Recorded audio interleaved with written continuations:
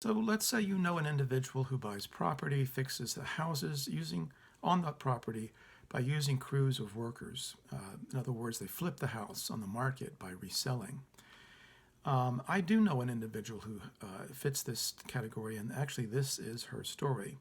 Her crew regularly worked for her 5 or 6 houses at a time, and the business owner would order the crew around to different projects depending upon the nature of the needed work and who's working and what jobs have to be done and so on. On one particular day, one of the workers, while roofing a 2 story house, fell, and it is one of the worst injuries that can happen in construction. Falling and breaking a back is common actually for roofers. Others rushed to the worker, and then they rushed to the hospital with the person who was injured, and the staff then asked, "Is that a work related injury?" Well, one of the workers said, "Yes, it happened when he fell off the roof on a job."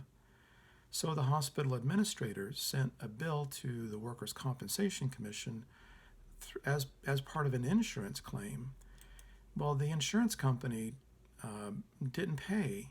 As a matter of fact, as it turns out, there was no workers' comp insurance. They didn't even know of any insured, such as the homeowner who was flipping houses. Well, hearing about the claim, though, the Workers' Compensation Commission, so that would be our state government, inquired into the matter and started questioning the owner of the building.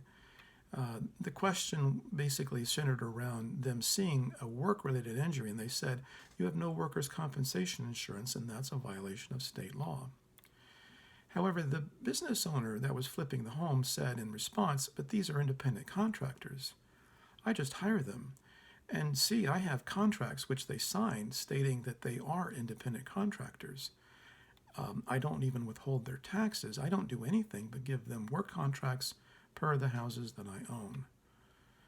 Well, the Workers' Compensation Office, the commissioner's agent, just shrugged his shoulders and said, "It doesn't matter what you call it. It doesn't matter what's in writing. It's what it is. And just because they sign and you sign, that doesn't change the nature of this relationship." Well, my friend was in trouble with the commission, uh, if indeed there was a principal agency relationship at work. So the commission requested a hearing at which they presented evidence as follows.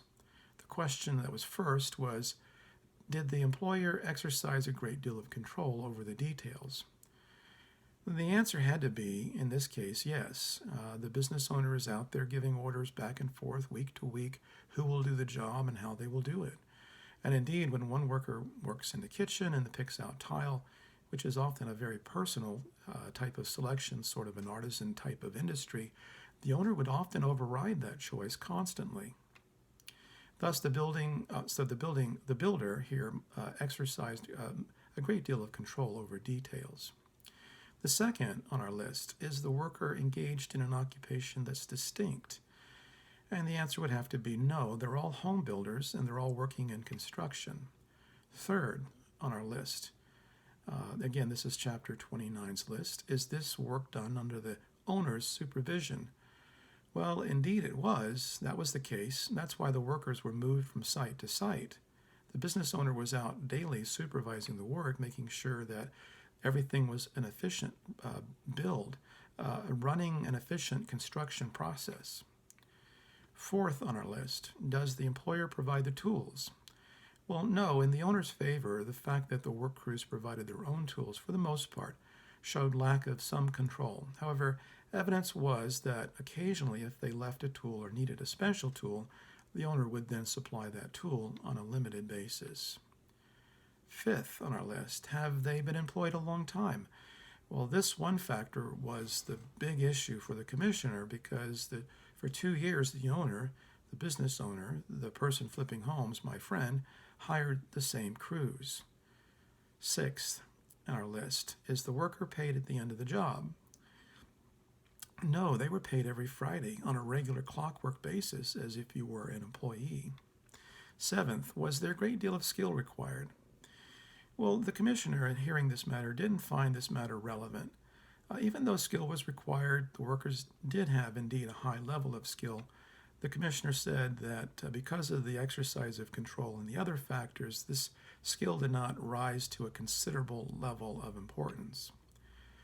So in the end, the commission determined that indeed the injured worker was an employee of the builder and not an independent contractor.